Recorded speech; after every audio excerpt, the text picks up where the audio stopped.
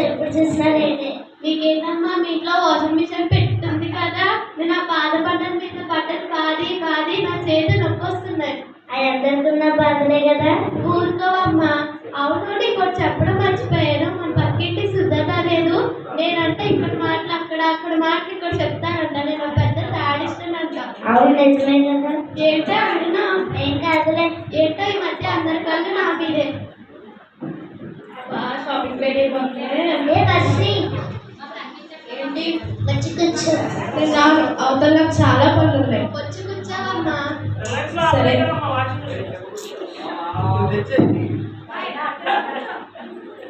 సరే, నేను ఎందుకు పిలిచారో చెప్పండి. చూసావా దీనికి ఎంత పొగరో, డబ్బుందండి వెర్రు వీగిపోతుంది. పెద్ద ఫోన్ అనుకుంటా, ఓ నొక్కేస్తుంది. సరే, నేను ఎందుకు పిలిచారో చెప్పండి. నువ్వే చెప్పాలి. ఏం నా దగ్గరే ఉండేయా బాబు.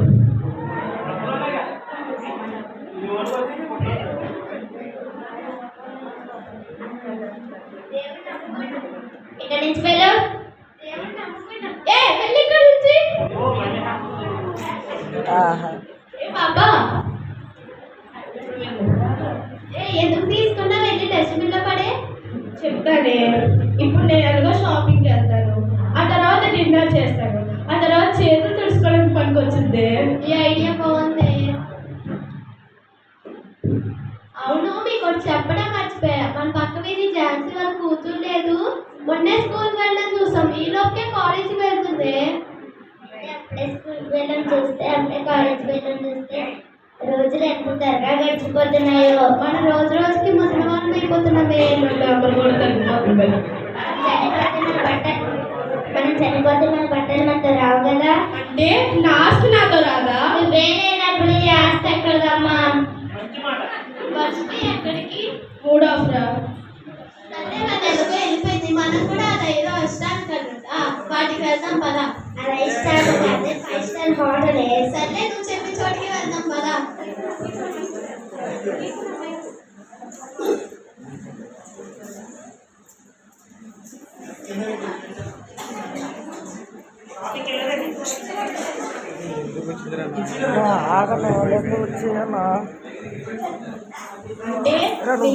అంటే నేను చావు దగ్గర అవుతున్నానా?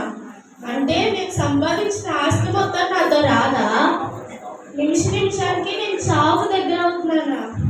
అసలు నాకేం అర్థం అవట్లేదు. కొంచెం పడుకున్నాను.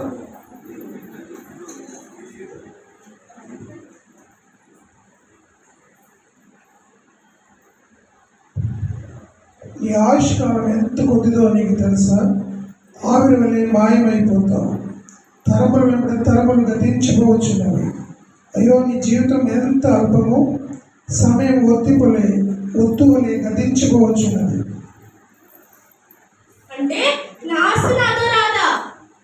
నేను ఆవిరి వలె గతించిపోతానా? అసలు నాకేం అర్థం అవట్లేదు. ఇప్పుడు నాకు సహాయం చేసేది ఎవరు? నాకు తెలిసిన ఒక సైంటిస్ట్ ఉన్నారు కదా, ఆవిడ దగ్గరికి వెళ్ళి చూద్దాం. ఆవిడ ఏమైనా సహాయం చేస్తారేమో.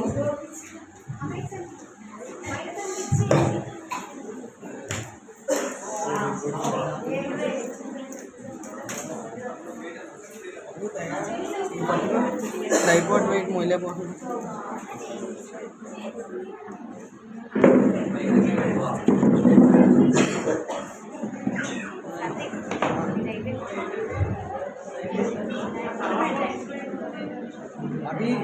अभी चलिए चलिए पकड़ फोन दी किंद ఇంకా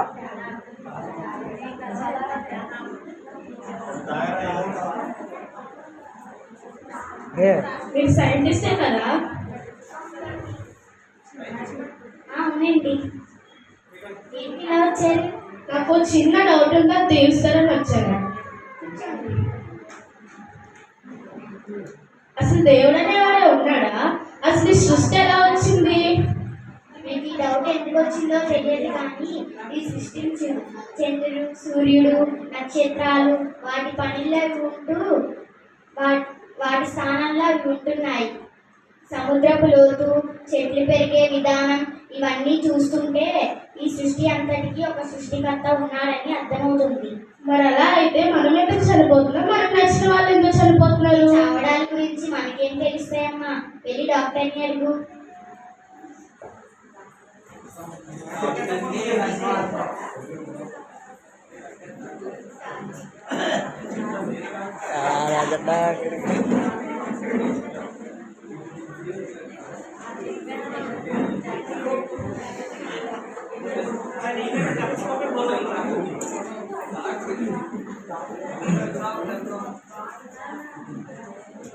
అరే జాతర కొత్తది అది.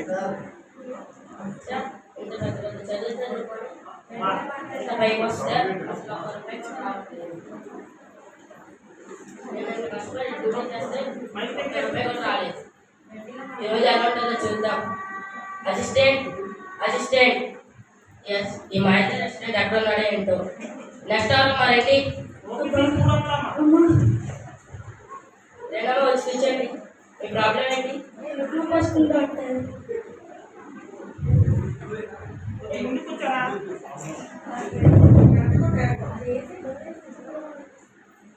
ఎప్పుడు తిన్నారా?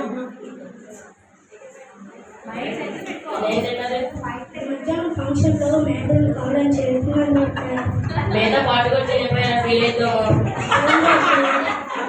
సరే ఎప్పుడు తిన్నారు? నువ్వు వచ్చాను ఏ టైంకి? ఏ టైంకి తిన్నారు? మీ డాక్టర్ పోలీస్ కోసం చేస్తున్నారు. కూర్చోండి కూర్చోండి. ఏ టైంకి తిన్నారు? సరే ఆగండి. ఇదిగోనండి మందులు వాడండి. కొన్ని రోజులు తగ్గిపోతుంది. ప్లీజ్ తగ్గిపోతుంది కలగండి. తగ్గిపోతుంది కలండి. తగ్గిపోతుంది కలండి. వెళ్ళండి. నెక్స్ట్ రండి.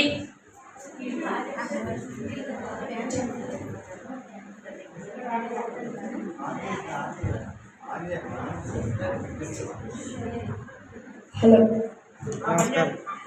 ఇక్కడ కూర్చోనా అక్కడ కూర్చోనా? ఏంటంటే చూస్తున్నారు? అదే డాక్టర్, ఇక్కడ 2 కుర్చీలు ఉన్నాయి కదా, ఏ కుర్చీలో కూర్చోన్నాను? ఇక్కడ 2 కుర్చీలు ఉన్నాయా? ఇందులో గంట కూర్చోండి.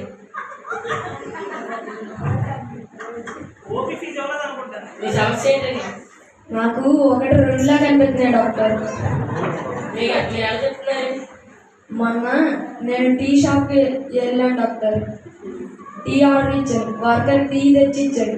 ఇదేంటయ్యా 2 టీ తెచ్చామని అడిగితే ఒకటే నేను కొట్టాను డాక్టర్. తప్పు లేదు, ఇది కంపౌండ్ పిచ్చే ఉంటే ఉంటుంది. ఇదిగోండి ఈ మందులు వాడండి. కొన్ని రోజుల్లో తగ్గిపోతుంది.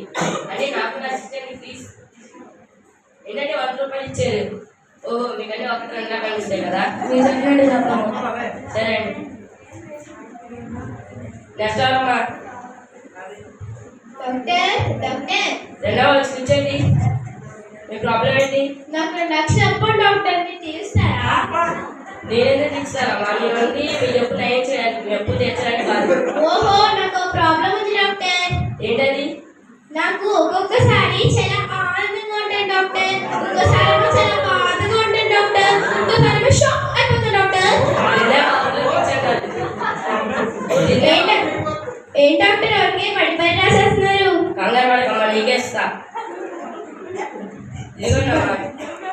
ఏం డాక్టర్ డైరీ సీరియల్స్ ఇచ్చారు? అది చూడటం ఆపేస్తే ఆటోమేటిక్గా నీ పిచ్చాక పోతుంది. వెళ్ళనా డాక్టర్? వెళ్ళమ్మా. వెళ్ళనా డాక్టర్? వెళ్ళమ్మా వెళ్ళు. వెళ్ళనా డాక్టర్? వెళ్ళమ్మా. వెళ్ళొస్తాను doctor. Next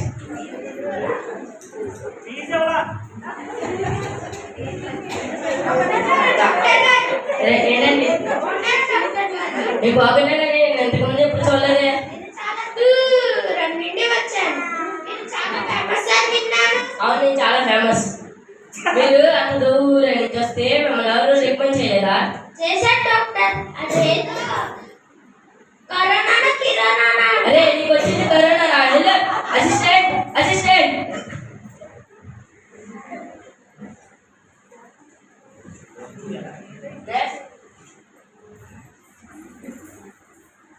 hi doctor.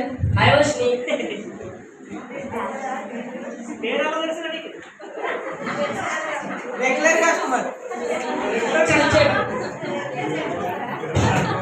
Doctor, నాకు చిన్న డౌట్ ఉంది, అది అడుగుదామని వచ్చాను. ఏంటది?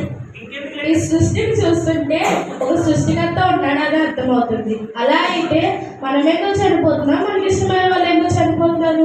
దేవుడు అనేవాడు మంచివాడా చెడ్డవాడా? దేవుడు అనేవాడు మంచివాడే. సరే నువ్వు అడుగుతాం కాబట్టి చెప్తా. అదే 1000 కోట్లు ఉన్న ఆస్తి వాళ్ళు ఎప్పటికప్పుడు చనిపోతారు. అదే 1000 రూపాయలతో జీవనం సాగించే వాళ్ళు కూడా ఎప్పటికప్పుడు చనిపోతారు. కానీ ఒకటి గుర్తుపెట్టుకో, పాపానికి జీతం మరణం. ఇది గుర్తుపెట్టుకో. మరి అలా అయితే పాపం చేసే వాళ్ళు మరణించాలి, కానీ పాపం చేయని వాళ్ళు ఎందుకు మరణిస్తున్నారు? ఇదే న్యాయం. ఈ న్యాయాలు ధర్మాలు తెలియవమ్మా, వెళ్ళి లాయర్ అడుగు. చీ, ఈరోజు అంతా ఎరగే విడిచింది.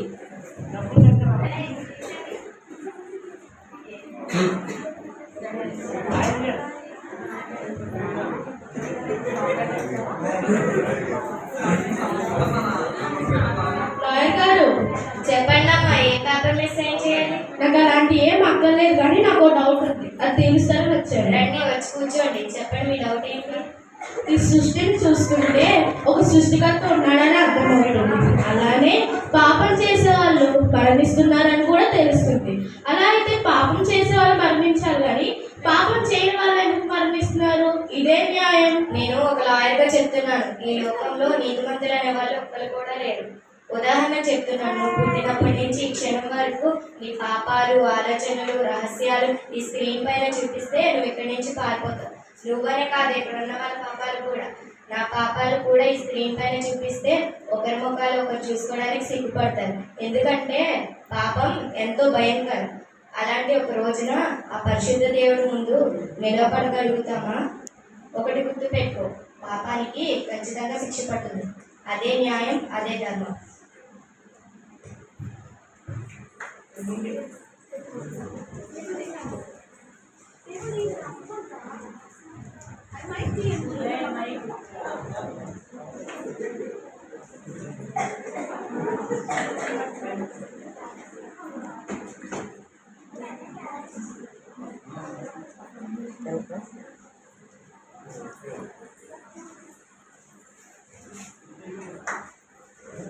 అంటే పాపం చేసే వాళ్ళకి శిక్ష పడుతుందా? నేను పాపం చేశానా? అవును, నేను పాపం చేశాను, నాకు ఖచ్చితంగా శిక్ష పడుతుంది. ఇప్పుడు నాకు ఎవరు సహాయం చేస్తారు? నేను ఏం చేయాలి ఇప్పుడు? ఇంత డబ్బు సంపాదించానే, ఆ డబ్బు కూడా నన్ను కాపాడలేదా?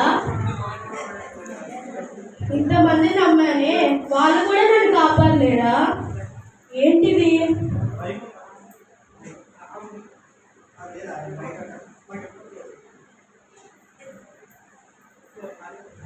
మీ కొరకు ఒకడున్నాడు.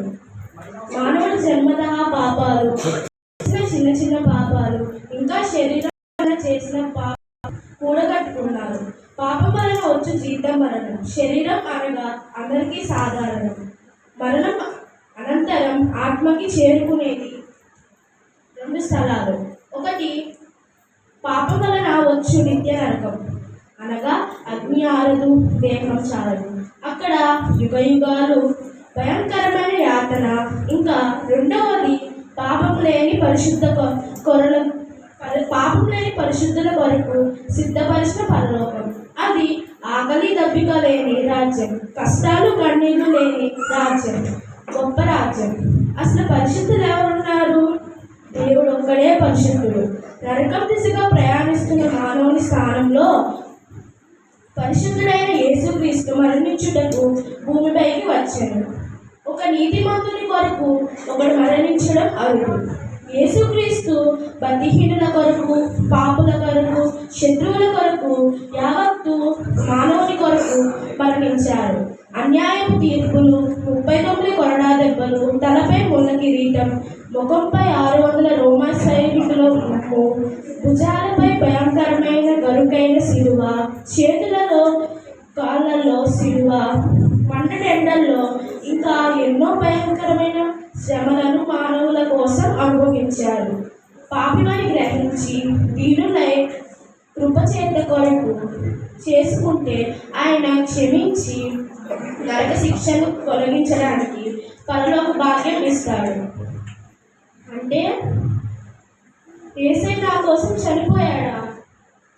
నా పాపాన్ని ఆయన అనుభవించాడా? అలా అయితే నేను క్షమాపణ కోరితే యేసయ్య నన్ను స్వర్గలోకానికి అనుభవిస్తాడా? నేను క్షమాపణ కోరాలి. నిజమే కదా. ఈ భూలోకంలో ఉన్న ప్రతి ఒక్క ఆస్తులు సంపాదించుకోవడానికి, ప్రతి వ్యక్తి ఆస్తులు సంపాదించుకోవడానికి, పేరు ప్రఖ్యాతులు సంపాదించడానికి ఎంతో కష్టపడుతున్నారు. అయితే ఈ ఆస్తి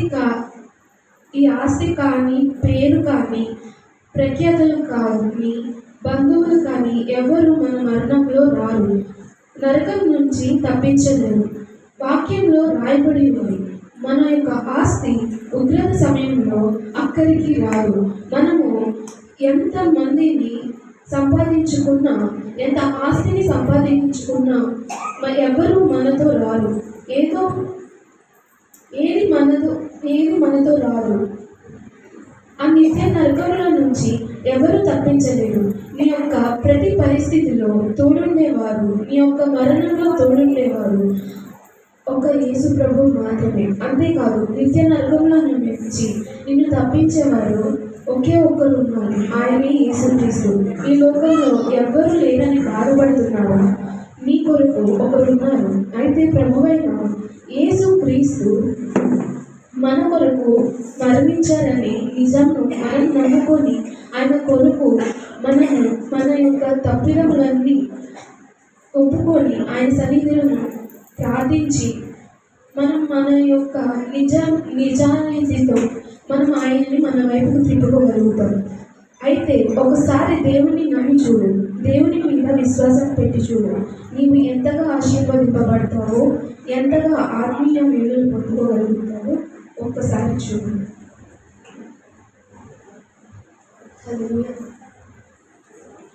ఈ చిన్న